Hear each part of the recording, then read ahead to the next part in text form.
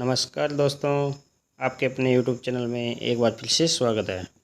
साथियों, नया वीडियो लेकर आए हैं जो कि चिकित्सा विभाग संविदा भर्ती यानी कि चिकित्सा विभाग की संविदा भर्ती A&M भर्ती 2023 इसको लेकर आपके लिए बड़ा अपडेट लेकर आए हैं।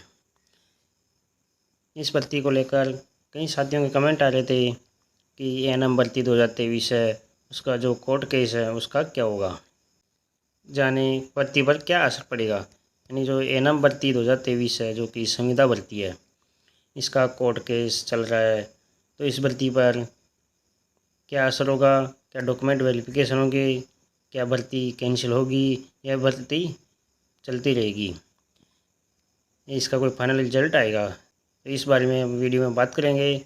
जो साथी चैनल पर नए हैं वो चैनल को सब्सक्राइब ज़रूर करें। कई बहनें कमेंट करके पूछती है कि सर इस भर्ती का क्या होगा, आप हमें एक बार कंफर्म कर दीजिए कि भर्ती कैंसिल होगी या कुछ जो भी अपडेट है वो आप इसमें फाइनल बता दीजिए।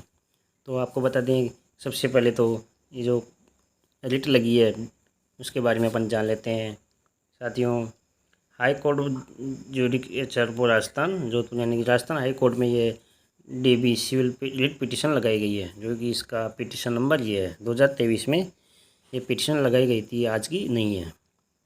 तो किसने लगाई है? दिव्या चौधरी और इसके अदर्स जो भी इसके साथी हैं, उन्होंने ये पिटीशन लगाई है। किस पे? The state of Rajasthan. तो साथियों, आपको बता दें कि इसके पिटीशनर हैं यशपाल खिल्लेरी, जो इसको केस को देख रहे हैं।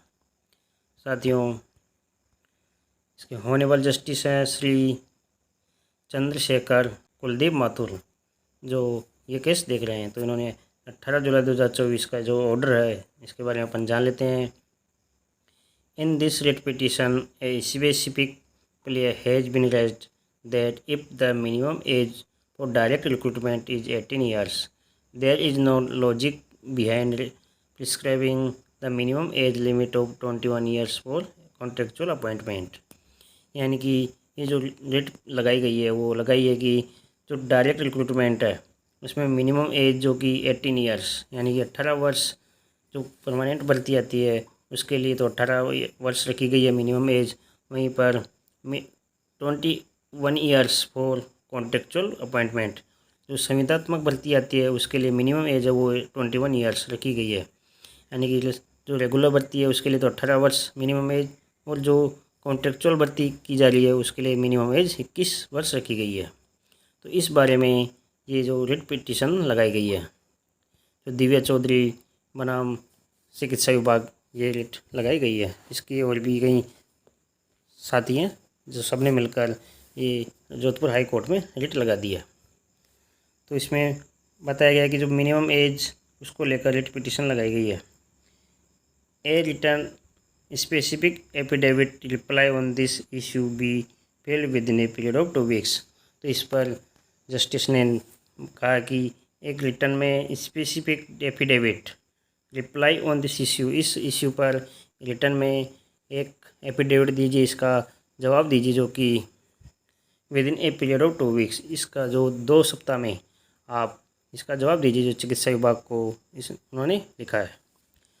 पोस्ट दिस मैटर ऑन 7 अगस्त 2024, यानी कि जो मैटर है इस पर अब जो सुनवाई होगी वो 7 अगस्त 2024 को होगी।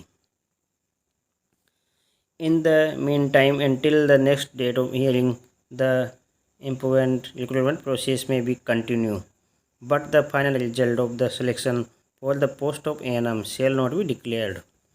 यानी कि इन्होंने रिट लगा दी, अब इसके लिए 7 अगस्त को सुनवाई होगी। तो आपको बता दें कि जो 7 अगस्त है इसको जो सुनवाई होगी उसमें चिकित्सा विभाग से जवाब मांगा गया है कि आप इसमें एफिडेविट ला के दीजिए, जो आपने मिनिमम एज का जो शर्त रखी गई है उसके बारे में चिकित्सा विभाग से मांगा है। तो आपको बता दें कि जो ये भर्ती है वो ना रुकने वाली है, ये भर्ती रुकेगी नहीं।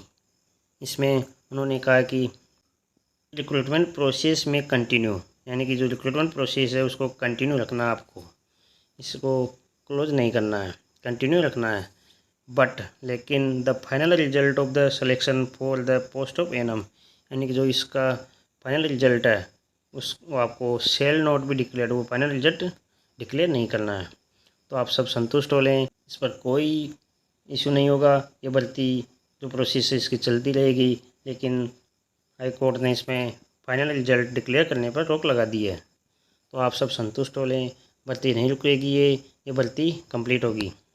क्योंकि इसमें जो मिनिमम एज का क्राइटेरिया रखा गया है, वो जो संविदा सेवा नियम बनाए गए हैं सरकार द्वारा, उन्हीं के आधार पर ये इसमें मिनिमम एज का क्राइटेरिया रखा गया है।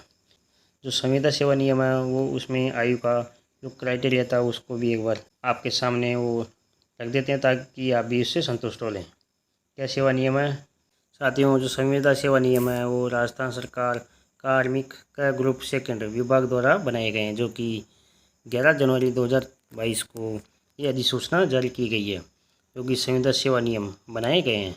तो इसमें जो कॉन्ट्रेक्चुअल भर्ती है उसके बारे में संविदा नियम, जो कि आयु को लेकर जो संविदा सेवा नियम है वो आपको बता दें कि इन नियमों के अधीन संविदा पर रखे जाने के लिए कोई अभ्यर्थी जो कि प्रथम दिन को वर्ष की आयु प्राप्त किया हुआ, यानी विज्ञप्ति है वो जब पब्लिश होगी 21 वर्ष की आयु प्राप्त किया हुआ होना चाहिए। यानी कि विज्ञप्ति जारी होने पर उसकी मिनिमम आयु जो कि 21 वर्ष होनी चाहिए। इन नियमों के अधीन नियुक्ति के लिए ऊपरी आयु सीमा 40 वर्ष होगी, यानी कि 21 से 40 वर्ष तक आयु वाले अभ्यर्थी जिस संविदा नियम जो लागू किए गए हैं इसमें जो कॉन्ट्रेक्चुअल भर्ती होगी उसमें मिनिमम एज 21 वर्ष और अधिकतम एज 40 वर्ष रखी गई है। ये संविदा नियम बनाए गए हैं। तो इन्हीं के आधार पर जो चिकित्सा विभाग है वो पैरवी करेगा। तो चिकित्सा विभाग आपको बता दें कि अगर कोई अच्छा सा इन्होंने नोट एफिडेविट बना दिया, वो तो कन्फर्म है कि जो नोट बनेगा वो इसी सेवा नियम जो नियम आयु का इसी के आधार पर बनेगा, तो कन्फर्म होगा इस भर्ती पर कोई इफेक्ट नहीं पड़ेगा। ये भर्ती कंप्लीट होगी और ये केस जो कि खारिज हो जाएगा। क्या हो जाएगा? ये केस खारिज हो जाएगा, क्योंकि इसमें जो सेवा नियम बनाए गए हैं वो स्पष्ट बताए गए हैं कि 21 वर्ष से 40 वर्ष होना आवश्यक है। इसी के आधार पर ये विज्ञप्ति जो कि कर्मचारी चयन बोर्ड द्वारा जारी की गई थी। इन्हीं शर्तों के आधार पर विज्ञप्ति का प्रकाशन हुआ है। तो सभी बहनें जो कि संतुष्ट हो लें कि इस पर कोई इफेक्ट नहीं पड़ेगा, ये आपकी भर्ती रुकेगी नहीं, ये भर्ती जारी रहेगी। आपको बता दें कि 7 अगस्त जो सुनवाई होगी उसमें विभाग द्वारा स्पष्ट कर दिया जाएगा, जो ये एफिडेविट मांगे गए हैं उसमें ये क्लियर कर दिया जाएगा कि इसकी जो संविदात्मक भर्ती की मिनिमम एज है वो 21 वर्ष की गई है। तो इसके आधार पर जो केस है वो खारिज हो जाएगा। इसमें कोई टेंशन लेने वाली बात नहीं है। सभी संतुष्ट हो लें, टेंशन नहीं करें। अपने सभी कागजात हैं जो डॉक्यूमेंट हैं वो तैयार रखें। आप इसका डॉक्यूमेंट वेरिफिकेशन है जो अगस्त के जो 7 अगस्त की सुनवाई उसके बाद ही होगा, पहले नहीं होगा। अगस्त में इसका डॉक्यूमेंट वेरिफिकेशन है वो शुरू हो जाएगा। तो सभी बहनें अपने सभी कागजात तैयार रखें।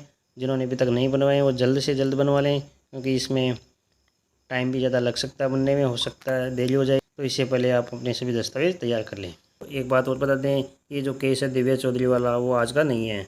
ये जो केस है वो 8 अगस्त 2023 यानी कि ये पहले ही पिटीशन लगा दी थी। इसकी पहले 8 अगस्त को सुनवाई हुई, फिर 26 सितंबर को, फिर 9 नवंबर, फिर 27 फरवरी और 22 मई और अब 18 जुलाई को ये जो आपके सामने आया है ये केस। तो ये आज का केस नहीं है, कोई नहीं, इसमें कुछ नहीं होने वाला, ये केस खारिज हो जाएगा। तो अपने सभी दस्तावेज तैयार रखें।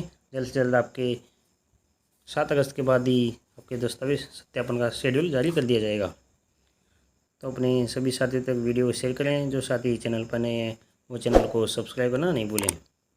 डिस्क्रिप्शन में फेसबुक पेज और टेलीग्राम चैनल का लिंक दिया गया है, वहाँ से आप हमारे चैनल को ज्वाइन कर सकते हैं। क्योंकि हम यूट्यूब पर इतना कंटेंट नहीं बता सकते, तो अपना हमारे कंटेंट है जो टेलीग्राम चैनल पर ही पोस्ट किया जाता है। तो लिंक के द्वारा आप टेलीग्राम चैनल ज्वाइन कर लीजिए, उस पर आपको डेली लेटेस्ट अपडेट मिलते रहेंगे। वीडियो को लाइक करें, शेयर करें, चैनल को सब्सक्राइब करना नहीं भूलें। धन्यवाद।